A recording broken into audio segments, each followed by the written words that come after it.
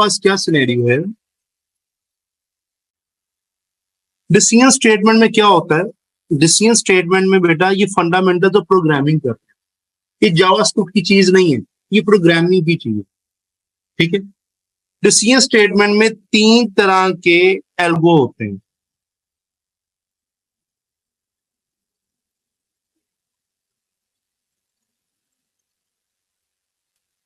चौथा होता है हमारे पास स्विच स्टेटमेंट। यार कि जो इफ है, इफ कहता है कि ये जो आप ऊपर काम करके आए हैं, ये वाला सारा काम, इनमें से 2 ऑपरेटर ऐसे हैं जो कंपैरिजन, कंपैरिजन का मतलब क्या होता है, जो कंपेयर करते हैं।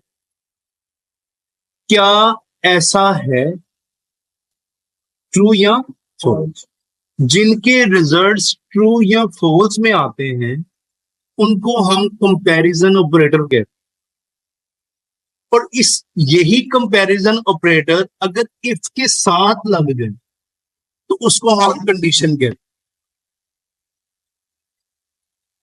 क्या कहते हैं? कंडीशन कहते हैं। यही चीज अगर आपकी कंपैरिजन ऑपरेटर लॉजिकल और रिलेशनल ऑपरेशन या इवन की अरिथमेटिक ऑपरेशन भी इफ एल्स और इफ एल्स इफ के साथ लग जाएं तो उसको हम कंडीशंस कहते हैं। क्या कहते हैं? कंडीशंस कहते हैं। यार अब इसमें सिनेरियो पता क्या होता है, कहते हैं एक प्रोग्राम के फ्लो को ना, एक प्रोग्राम के फ्लो को 3 से पहले इसका सिंटैक्स देखें क्या होता है। सिंटैक्स क्या होता है? जिसको हम कहते हैं लिखने का तरीका, लिखने का तरीका। अब ये इफ है, ये कंडीशन है, कंडीशन के बाद 2 ब्रैकेट्स हैं, ये नंबर ऑफ लाइंस आप लिख सकते हैं जो आपने प्रोग्रामिंग में सीखी।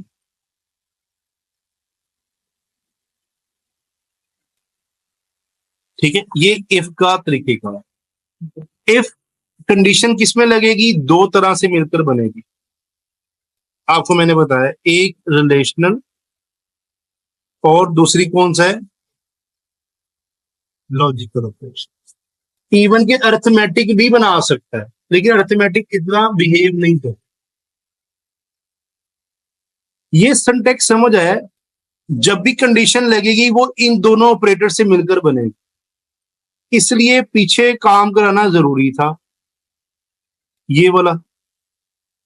अगर ये कंडीशन बनेगी तो इसका मतलब है डेफिनेटली ऊपर वेरिएबल और डेटा टाइप भी होगी। हर टॉपिक दूसरे टॉपिक के साथ कनेक्टेड हुआ हुआ। समझ आ गया आपको? यहां तक कोई सवाल है तो मुझसे मेरे भाई पूछ लो। ठीक है जी। अब ये क्या कहता है?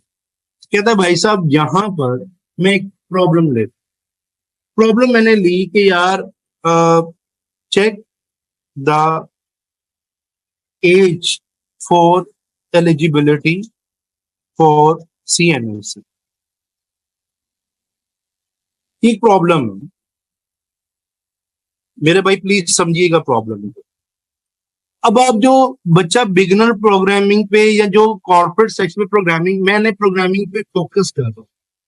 ठीक है, यहां भी क्या चीज है कि जब अगर आप इसको करते हैं, आप इस प्रॉब्लम को सोचें। कोड आप इतनी जल्दी कर ही नहीं सकते। अगर आपको कोड आता भी है, लेकिन प्लीज थोड़ा सा एक प्रोसेस बना लें। सबसे पहले आप क्या करें, आपके दिमाग में इसको सोचें कि यार कौन से एज के लोग शनाख्ती कार्ड बनाने के लिए अहल हैं और कौन से जो लोग हैं वो शनाख्ती कार्ड के लिए बनाने के अहल। हमारा पाकिस्तान का एक असूल है कि 18 साल या 18 से बड़े वाले लोगों के लिए शनाख्ती कार्ड हो। ठीक है, और जो 18 से छोटे होते हैं उनके लिए बे फॉर्म हो। ये एग्री करते हैं इस बात पे? अब आपके ज़हन में एक कंडीशन आ, सॉफ्टवेयर को एक इनपुट चाहिए, वो पूछेगा enter your age, enter your age. अब वो जो एज करेगा हमारा सॉफ्टवेयर डिसीजन कर देगा कि ये एलिजिबल है या, बात समझ आइए। अब फॉर एग्जाम्पल एक आपके जेहन में ये सारा प्लान आ गया, बेटा आप इसको पेपर पकड़ो, ठीक है, जिसको मैं कहता हूं राइट ऑन पेपर।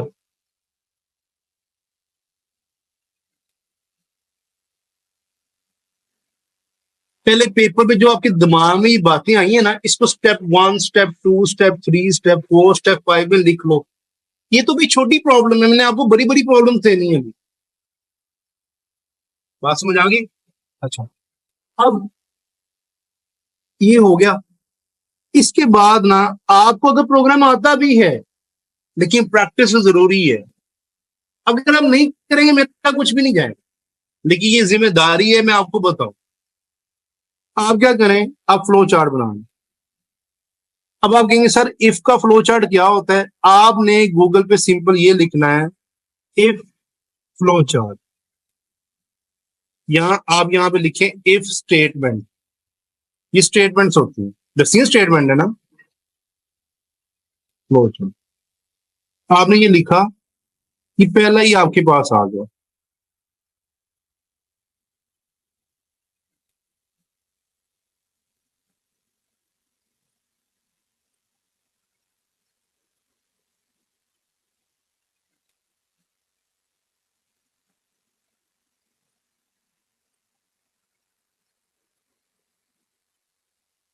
सेंस पे क्या है कि भाई वो कहता है कंडीशन। अब मुझे कंडीशन में इस फ्लो चार्ट को अब समझ लें, ये सिंटेक्स फ्लो चार्ट है। अब आप मुझे खुद सोचकर बताएं, ये जो ऊपर आ रहा है ना, ऊपर ऊपर तो वेरिएबल होगा जिसमें वैल्यू पड़ी होगी। अब यहां पे आके क्या लिखना चाहिए मुझे, इसके अंदर क्या लिखना चाहिए?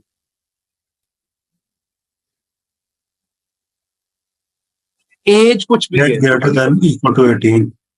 Yes, age greater than equal to 18, या बराबर हो या बरी हो।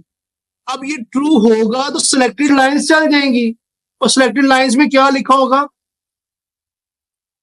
You are eligible for CNIC। अगर वो 18 से फॉल्स हो गया तो यहां पर क्या आएगा? वो कहेगा कुछ भी प्रिंट नहीं करेगा और वो इफ से बाहर आ जाए, क्योंकि सिलेक्टेड लाइंस नहीं चली। बात समझ आ गया?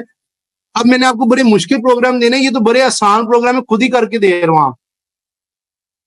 अब आप क्या करोगे, इफ अब फॉर एग्जाम्पल वॉर एज, आप कुछ भी आएगा, यूजर की तरफ से आना है ना, कुछ भी चला जाए। अब मैं आपको अभी के लिए सिर्फ समझा देता हूं, अभी लिख देता हूं, लेकिन इसको हमने थोड़ी देर बाद समझना है। Prompt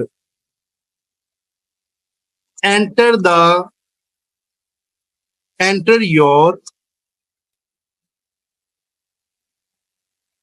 as. अब आप मुझसे ये ना पूछेंगे क्या करता है, ठीक है? अभी आपको सॉफ्टवेयर चला दे, ये यूजर से पूछेगा बताओ तुम्हारी एज क्या है, ठीक है? ये प्रॉम्प्ट फंक्शन क्या होता है, ये कैसे कहां से निकला है, ये मैं आपको बॉम्ब कराते वक्त पढ़ाऊंगा, ठीक है? अभी मैं इधर एल्गो लिखा, मैंने ये लिखा इफ एज बड़ी हो 18 से, तो यहां पे एक चीज प्रिंट होगी अलर्ट करने, या अभी अलर्ट को नहीं यूज करना तो कंसोल डॉट लॉग, यहां पे लिखें you are eligible for CM।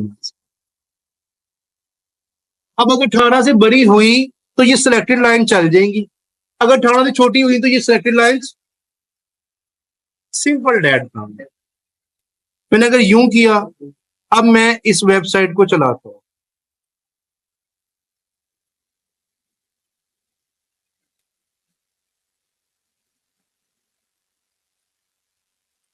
ये देखिए आपसे करते साथ ही एज पूछ रहा है, मैंने दे दी 13। 13 देने के बाद जब मैं कंसोल करता हूं,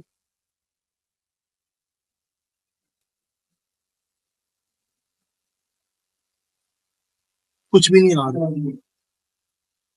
अगर मैं फॉर एग्जांपल इस वेबसाइट को दोबारा चलाता हूं,